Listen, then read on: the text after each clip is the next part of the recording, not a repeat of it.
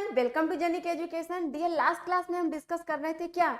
Last class में हम discuss कर रहे थे design of bolt collection bye limit state method. तो लिमिट स्टेट मेथड अब समापन की ओर है हमारा, बिल्कुल। तो उसमें हम बहुत अच्छे से, बहुत शानदार तरीके से एकदम क्लासेस किए हैं। एकदम 100% नंबर ऑफ क्वेश्चंस लगने लगे हैं। हमारे जितने भी प्रीवियस ईयर में क्वेश्चंस आए हुए हैं, बिल्कुल अच्छे तरीके से, बिल्कुल स्मूथ तरीके से, बिल्कुल कॉन्सेप्ट के थ्रू हमारे लग रहे हैं।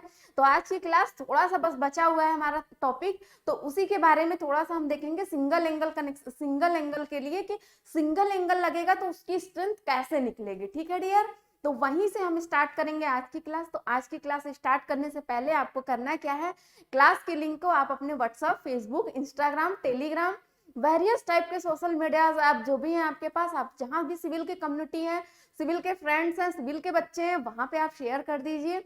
अगर आपने शेयर कर दिया हो तो लगे हाथ लाइक भी कर दीजिए। एंड जो हमारे नए बच्चे हमारे चैनल से जुड़ रहे हैं, लेक्चर को लाइक कर ले, चैनल को सब्सक्राइब कर ले, बेल आइकॉन दबा ले, जिससे कि उनको proper notification time to time मिलती रहे, क्लास के अकॉर्डिंग अपडेट रहे। तो चलिए डियर, आज की क्लास यहीं से स्टार्ट करते हैं। तो कमेंट करके बोलिए डियर आप लोग कि जी मैम रेडी हैं, आज की क्लास स्टार्ट करिए। तो चलिए स्टार्ट करते हैं। तो थोड़ा सा हमारा छोटू सा टॉपिक बच गया था।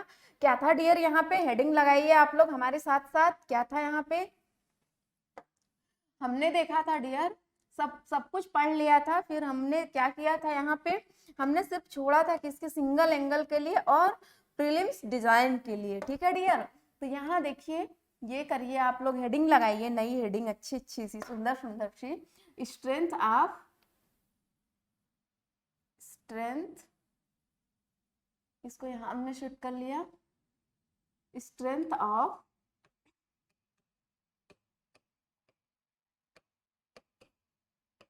Strength of single angle. ठीक है, आप किसी लोग, आप में से कोई लोग ऐसा बोलेंगे कि एंगल से यहाँ मत लिखना आप लोग। ठीक है, क्योंकि यहाँ डिसाइड कर दिया है कि ये सिंगल ही एंगल है। ठीक है, तो यहाँ हम देखते हैं कि सिंगल एंगल के लिए डियर एक सुंदर सुंदर सा, अच्छा अच्छा सा चित्र बनाते हैं, सुंदर सुंदर सा एक डायग्राम बनाते हैं, फिर उसी के अकॉर्डिंग हम देखते हैं। ठीक है डियर, तो यहाँ हमने कहा कि हमने क्या क्या बनाया है यहाँ पे हमने एक लाइन लिया, यहाँ यहीं से लाइन ले लेते हैं, यहाँ से लाइन लिया, कलर चेंज कर दिया, ऐसे हमने एक लाइन लिया यहाँ से। ठीक, और हमने यहाँ से एक दूसरी लाइन ली, एक दूसरी लाइन ली। ठीक, दूसरी लाइन ले लिया। अब क्या करना है इसको कि हमने क्या क्या, पेन लिया यहाँ से, पेन है ना, ऐसे, ये हमारा क्या हो गया, गसेट प्लेट हो गया, गसेट प्लेट हो गया। अब यही गसेट प्लेट पे क्या करना है डियर, हमको एंगल लगाना है। हमको क्या करना है, एंगल लगाना है। तो एंगल के लिए डियर हम यहाँ गए इस तरीके से, फिर यहीं से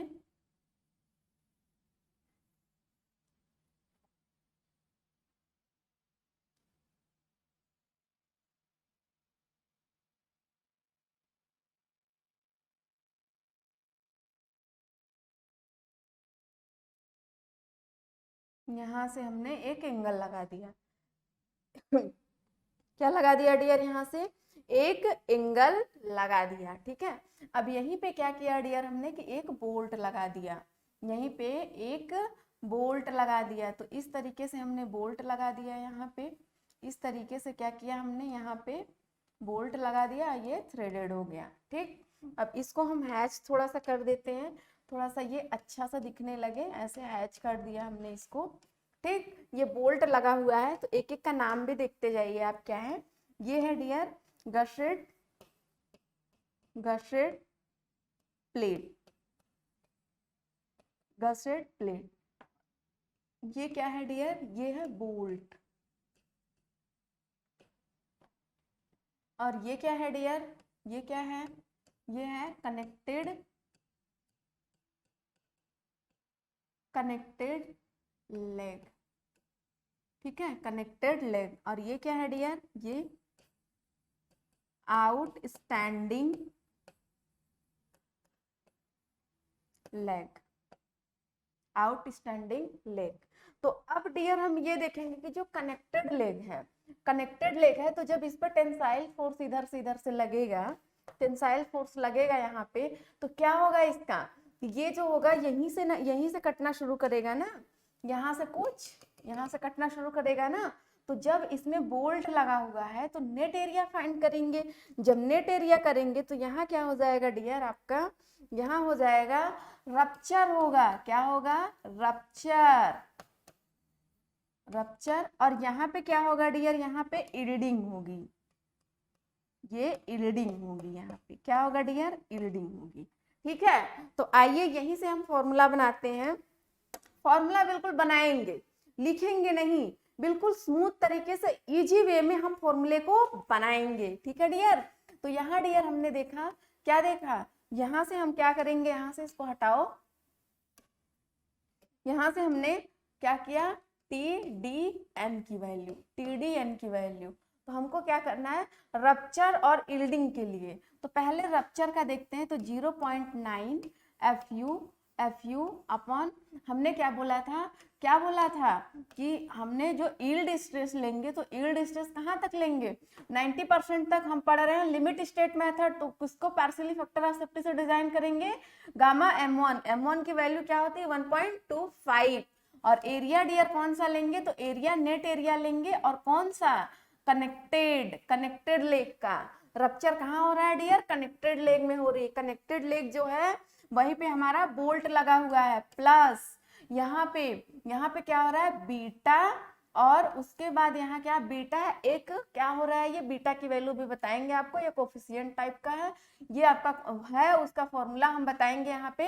यहाँ पे आप क्या है, इल्डिंग, तो इल्डिंग का फॉर्मूला क्या होता है, FY, और FY जो यील्ड स्ट्रेस होता है वो कम वाली फैक्टर ऑफ सेफ्टी ली जाती है। कौन सी कम वाली फैक्टर ऑफ सेफ्टी ली जाती है, गामा M0। और ये किसके लिए है, किस एरिया पे होगी, आपकी ग्रॉस एरिया पे। क्या होगी, ग्रॉस एरिया पे।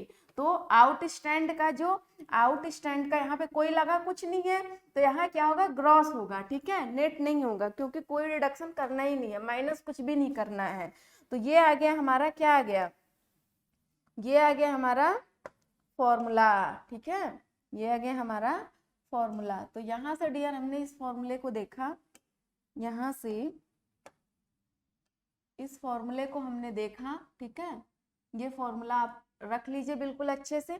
अब यहाँ वेयर में सारी चीजें तो आप जान ही रहे हो। अब बीटा के लिए क्या होगा डियर, यहाँ पे तो बीटा के लिए हम आपको एक फॉर्मूला बताते हैं, उसी से बस आप कर लीजिएगा, बाद डेरिवेशन वगैरह की कोई जरूरत नहीं है।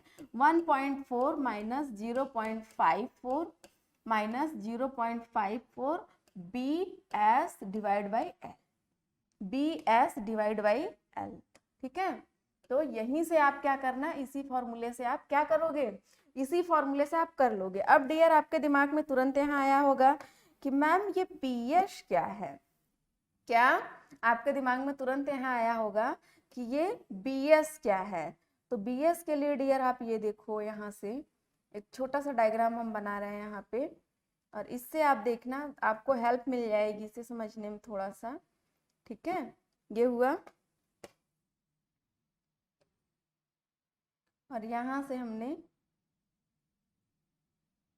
ये बना दिया। ठीक है, तो यहाँ डियर देखेंगे कि ये वाली जो डिस्टेंस है, वो कि कौन सी डिस्टेंस है, ये W है, ये W है। ठीक है, और यहाँ से और यहाँ पे हमने क्या किया है कि एक बोल्ट लगा रखा है। क्या लगा रखा है डियर, यहाँ पे व्हाइट कलर का हम एक बोल्ट लगा देते हैं, ऐसे ऐसे। ठीक, ये बोल्ट लगा हुआ है। तो बोल्ट के सेंटर से, बोल्ट कहाँ लगेगा डियर, जो आपकी क्या होती है, गेज लाइन होती है, या फिर क्या होती है आपकी बोल्ट लाइन। ठीक है, गेज लाइन या बोल्ट लाइन, यहाँ से यहाँ तक जी हो जाएगा। अब इसकी थिकनेस जो है BS के लिए कैसे फाइंड करेंगे, तो BS जो होगा आपका कैसे फाइंड होगा, तो पहले BS का नाम देख लीजिए आप कि BS का नाम क्या है। तो ये है width of shear leg।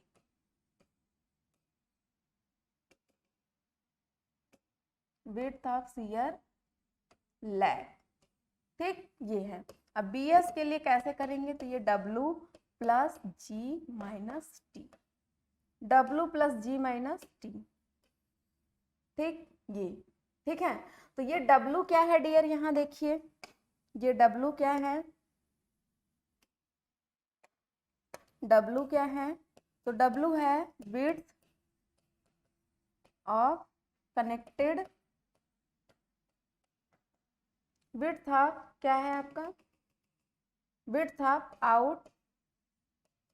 Outstanding leg, width of outstanding leg, ठीक है। टी कौन सा है, ये इसकी थिकनेस होगी टी, इसी का माइनस कर दिया, ठीक। तो यहाँ से हमने देखा कि आपका जो ये शियर लैग होता है, जो शियर लैग होता है वो कहाँ से कहाँ तक होता है, ये इस एरिया पे होता है, वो इस एरिया पे शियर लैग जो हमारा होता है वो इस एरिया पे होता है, ठीक, इस एरिया पे, इतने एरिया पे शियर लैग पड़ता है हमारा, ठीक है। तो शियर लैग के इफेक्ट को ही हटा रहे हैं हम बीएस में, ठीक है। तो ये आपको सॉरी, शियर लैग आपको बहुत ही अच्छे से समझ में आया। शियर लैग में जो भी आपका देखा, आपने क्या देखा, आपने देखा कि शियर लैग इफेक्ट जो होता है वो कैसे होता है, सिंगल एंगल रहेगा तो किस तरीके से होगा, और डबल एंगल रहेगा तो किस तरीके से होगा, तो सिंगल एंगल का हम समझ लिए यहाँ पे, ठीक है डियर। तो यहाँ पे हमने किया, और अब देखते हैं हम कि ये हमने क्या कहा कि अब क्या करते हैं डियर, यहाँ से कि हम देखते हैं, हेडिंग लिया, अब हम कहते हैं कि फॉर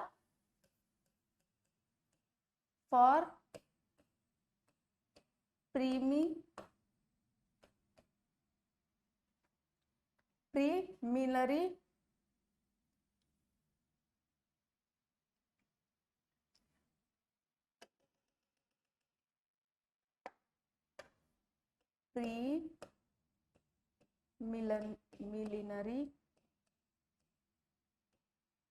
डिजाइन,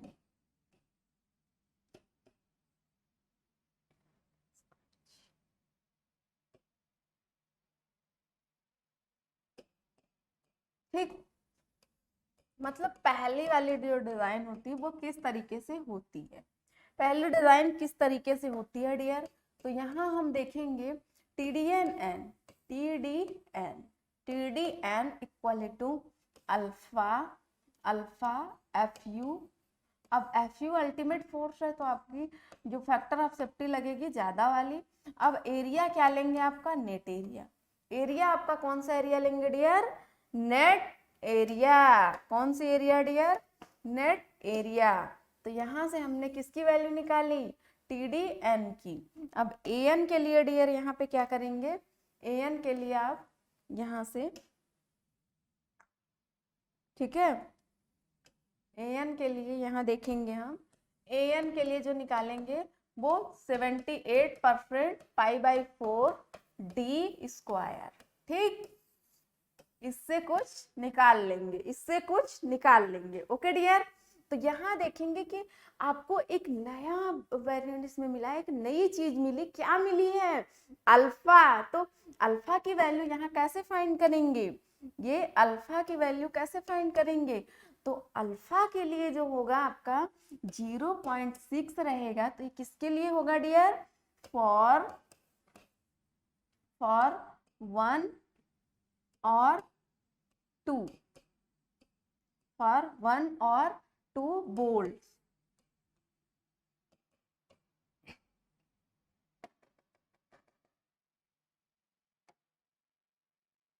वन और 2 बोल्ट। और यही अगर अल्फा की वैल्यू आपकी क्या हो जाती है 0.7, तो ये क्या होगा फॉर 3 बोल्ट, 3 बोल्ट रहेंगे तो क्या होगा आपकी अल्फा की वैल्यू 0.7।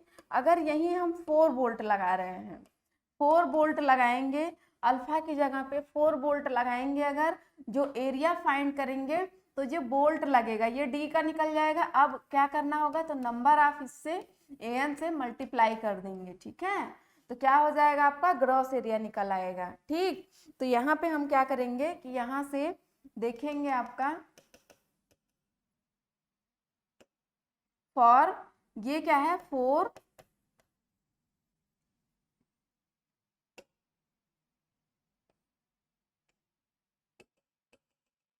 क्या है, फॉर 4 और मोर, मतलब 4 से ज्यादा, 4 और मोर बोल्ट्स या ऑब्लिक में, यहाँ पे ऑब्लिक नहीं करते हैं, यहाँ पे हम एंड लिख देते हैं, एंड वेल्ड, एंड वेल्डिंग। तो यहाँ डियर अल्फा की वैल्यू जो है ये, अगर 0.6 हम रख रहे हैं तो किसके लिए रखेंगे, अगर 1 या 2 बोल्ट है। अगर 0.7 रख रहे हैं यहाँ पे, 3 बोल्ट है तो 0.7 रखेंगे। अगर 4 बोल्ट लगा हुआ है या 4 से ज्यादा है या वेल्डिंग के कंडीशन में है तो 0.8 लेंगे, ठीक है डियर। तो हम लग एंगल की बात करते हैं इससे कि एक लग एंगल क्या होता है। तो लग एंगल कुछ भी नहीं होता डियर, लग एंगल नहीं हो, कुछ भी नहीं होता। हेडिंग लिख लीजिए डियर यहाँ पे, लग एंगल। तो लग एंगल कुछ भी नहीं होता है, वो ये है एक डायग्राम, इसी के डायग्राम के अकॉर्डिंग हम यहाँ से समझ लेंगे, ठीक है। यहाँ हमने डायग्राम लगा रखा है, ठीक। अब इस डायग्राम को शिफ्ट हमने यहाँ कर दिया। अब इसी डायग्राम के अकॉर्डिंग हम समझ लेंगे। आई होप आपको दिख रहा होगा, तो थोड़ा सा मेहनत कर लीजिएगा इस पे, ठीक है। ये आपका क्या है डियर, ये गसेट प्लेट है। ये क्या है, ये गसेट प्लेट है आपका, ये गसेट प्लेट है, ये गसेट प्लेट, ठीक है, प्लेट। और ये आपका क्या है, ये जैसे दिखाया एलिवेशन में दिखाया गया है कि ये आपका लग एंगल लगा हुआ है, ये आपका क्या लगा हुआ है, लग एंगल, ठीक है, लग एंगल लगा हुआ। ये ऐसे लगेगा यहाँ पे। लग एंगल लगाने क्या है कि रिड्यूस कर देता है मेंबर की लेंथ को, कि जो मेंबर की लेंथ है ज्यादा ना होने पाए। अगर यही जैसे 1 बोल्ट, 2 बोल्ट, 3 बोल्ट, 4 बोल्ट, अगर यही हम क्या करना होता, 3 बोल्ट भी इधर मेंबर पे ही लगाना होता, तो ये जो एक्स्ट्रा लगा हुआ है यही लग एंगल है, ठीक है। ये मेन एंगल है और ये क्या है, लग एंगल है, ठीक है, ये लग एंगल है, ठीक है डियर। तो यहाँ से हमने देखा कि ये मेन एंगल है, ये गसेट प्लेट है, ये मेन एंगल है और ये लग एंगल है। तो लग एंगल के लिए डियर हमने यहाँ देखा इतना कि यहाँ ये 1 है, ये 2 है, ये 3 है, 4 है। अगर यही रहता तो ये इस तरीके से यहाँ हो जाता, लेकिन यहाँ क्या मेंबर की लेंथ ज्यादा हो जाएगी। जब मेंबर की लेंथ ज्यादा हो जाएगी तो गसेट प्लेट भी ज्यादा लंबाई का होना चाहिए। जब गसेट प्लेट ज्यादा लंबाई का होना चाहिए डियर, तो क्या करेंगे, आप देख रहे हो कि जब आप लग एंगल लगाए हो तब भी इधर इतना स्पेस है, तब भी क्या है, इधर इतना स्पेस है। तो जब गसेट प्लेट आप ज्यादा लंबाई का लगाओगे तो आपके लिए क्या हो जाएगा, अनइकोनॉमिकल, ठीक है। अब इंजीनियर का काम क्या है, इकोनॉमिकल बनाना। तो इकोनॉमिकल के लिए डियर हम यहाँ देखेंगे कि क्या करना है कि हम एक छोटू सा एंगल ले आएंगे, उसका नाम क्या है, लग angle.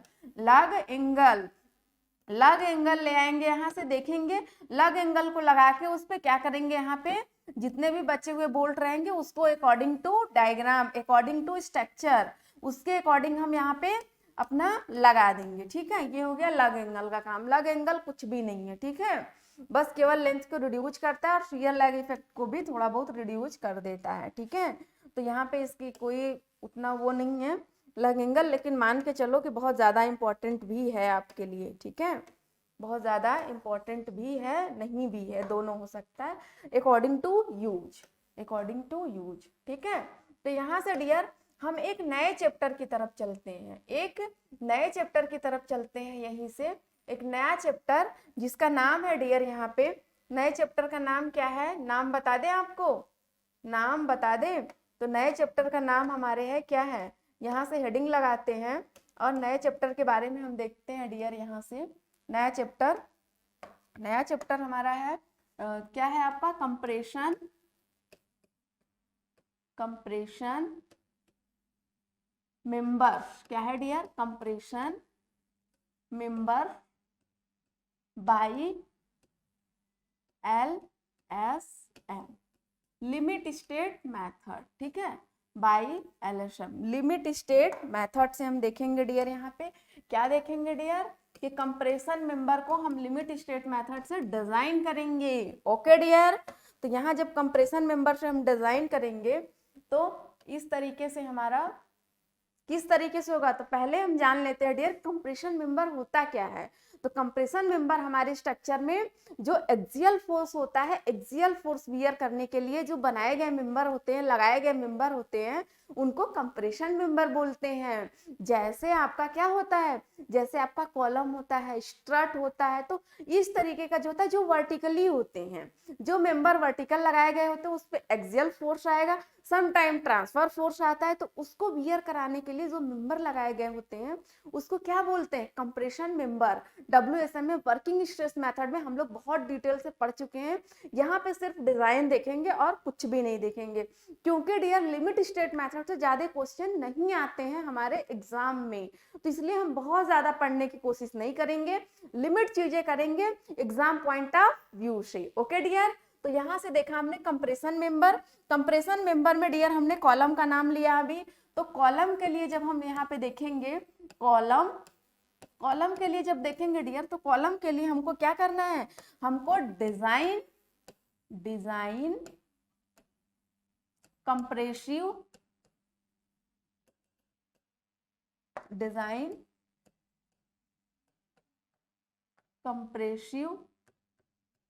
Strength,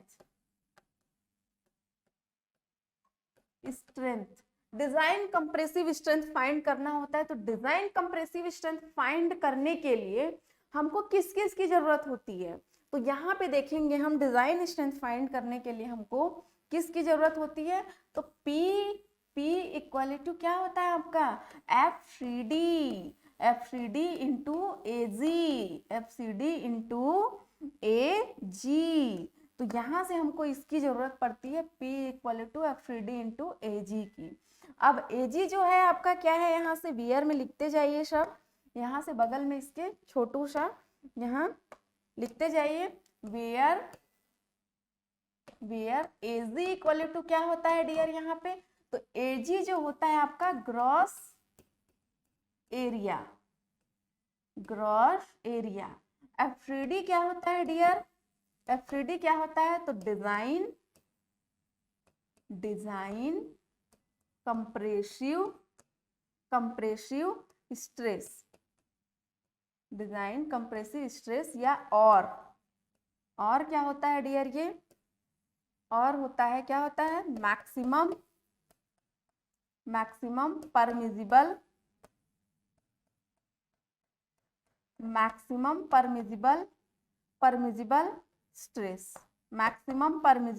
stress, okay dear, इसी का नाम होता है, मतलब कि मैंने कहा कि हम कॉलम की स्टडी कर रहे हैं कि compression member by LSM limit state method में सारी डिजाइनिंग वैसे ही करनी है जैसे आपने WSM में करी थी। तो कॉलम को लिया, कॉलम क्यों, क्योंकि हमारा वर्टिकल मेंबर होता है, इसलिए हम कॉलम के डिजाइन करते हैं। तो उसके लिए डियर हमने बोला कि डिजाइन कंप्रेसिव स्ट्रेंथ, मतलब कि जो भी हम इसकी डिजाइन करेंगे कंप्रेसिव स्ट्रेंथ की डिजाइन करेंगे। क्यों, क्योंकि जो हमारा कॉलम होता है, ये हमारा कॉलम हो गया ऐसे, और ये जो हमारा कॉलम हो गया, इस पे कौन सा फोर्स आता है, इस पे आपका जैसे P फोर्स लगा दिया तो कंप्रेस कर रहा है ना, इसको ऐसे कंप्रेस कर रहा है ना, तो कंप्रेसिव फोर्स आ रहा है, दबाने वाला फोर्स आ रहा है। तो ऐसे मेंबर के जब हम डिजाइन करेंगे तो उसके लिए उसकी स्ट्रेंथ की डिजाइन करेंगे कि जितनी स्ट्रेंथ उसकी होगी वो क्या करेगा, उतना ही लोड बियर करेगा।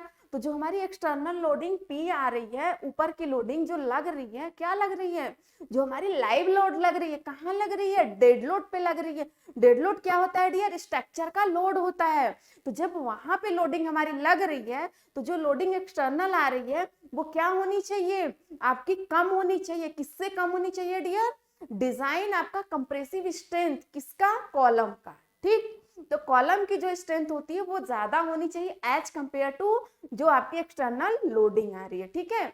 जब ऐसे जैसे कि आप क्या कर रहे हो कि आपके सर पे 50 केजी का वेट रख दिया जाए, आपकी कैपेसिटी कितनी है, आपकी स्ट्रेंथ कितनी है, 40 केजी की, तो बैठ जाओगे, फेल हो जाओगे, बकल हो जाओगे ना, उठा नहीं पाओगे। वहीं आपके सर पे 50 की जगह पे 35 रख दिया जाए, क्योंकि आपकी स्ट्रेंथ कितनी है, 40 की है।